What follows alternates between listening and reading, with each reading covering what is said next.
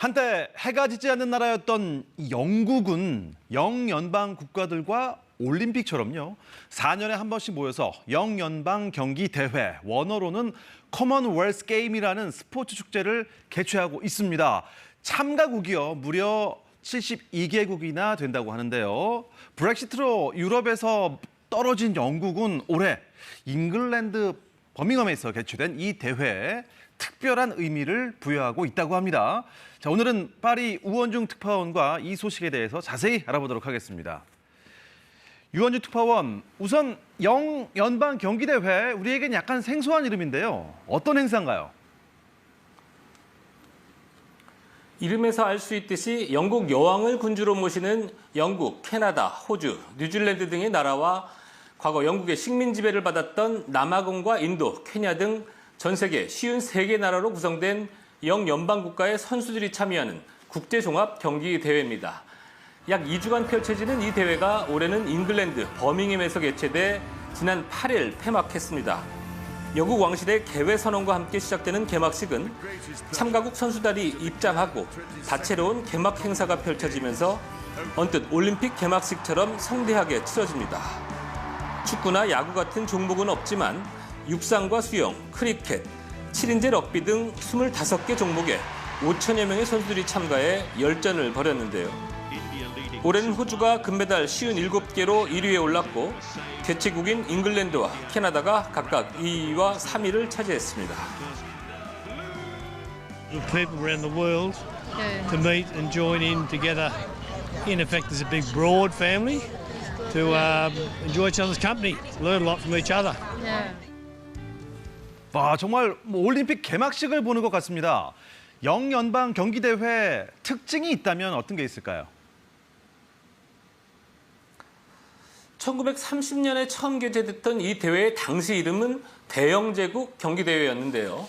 당시 세계를 제패하고 있던 영국이 전 세계 식민지 국가들을 한데 모아 결속을 다지는 스포츠 행사였습니다. 1, 2차 세계대전을 거치며 상당수 식민지가 독립국가로 분리됐지만 이후 영국은 이들 나라와 함께 영연방이라는 일종의 국제기구 성격의 동맹체를 만들었는데요. 영연방 경기대회는 초창기보다는 낮은 수준이지만 영연방 국가 국민들이 한데 모여 이해와 화합을 도모하는 스포츠 축제로 이어져 내려오고 있습니다.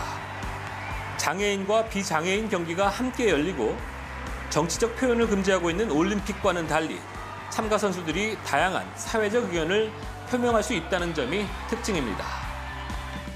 네, 그런데 이번 영국 버밍엄에서 열린 영연방 경기가 예전과 비교하면 더 주목을 받는 그런 이유가 있다면서요? 버밍엄 대회는 코로나 팬데믹이 종식되지 않은 채 대형 스포츠 축제가 준비되면서 정상적으로 개최될지 여부에 대해 우려의 목소리가 컸는데요. 영국 정부의 적극적인 지원으로 그 어느 때보다 성대하게 치러졌다는 평가가 나옵니다. 영미권 팝 음악의 전성기를 이끌었던 그룹 듀란 듀란이 개막식에 참여했고 폐막식에선 전설적인 록스타 오지 오스본이 등장해 선수와 관중들을 흥분시켰는데요. 이 때문에 언론의 집중적인 관심을 받기도 했습니다. 영국 왕실이 총출동해 세계 각지에서 온 선수단과 관계자들을 환영하는 행사를 열었고요. 특히 경기대회 기간 영국 국제통상부가 무역투자 캠페인을 열어 영연방 국가 간의 무역을 촉진하기 위해 노력했습니다. 이 같은 움직임은 영국 정치권이 주도했고 지난 6월 루안다에서 열린 영연방 국가 정상회의에서도 강조됐던 겁니다. We need to harness that potential to create a stronger, more resilient Commonwealth. We want to strengthen economic ties with members across the Commonwealth even further through increased trade and investment.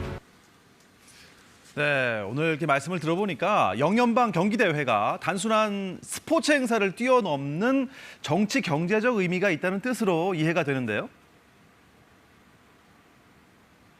그렇습니다. 버밍엄 시립대의 루이터 교수는 이번 버밍엄 대회를 통해 영국이 브렉시트 이후 EU 쪽과 축소된 무역 관계를 영연방 국가와의 교역 강화를 통해 만회하겠다는 상징성이 있다고 분석했습니다. 결속력이 약화되기는 했지만 영연방은 20억 명이 넘는 인구와 총 합계 GDP가 10조 달러에 달하는 실체가 존재하는 국제 동맹체인데요. 미국의 주요 관심이 인도 태평양 지역으로 이동하고 이제 EU를 탈퇴한 영국은 국제적인 입지가 축소되고 있는 상황을 영연방과의 관계를 높여 경제 활로로 만들겠다는 의지를 보이고 있습니다. 지금까지 파리에서 전해드렸습니다.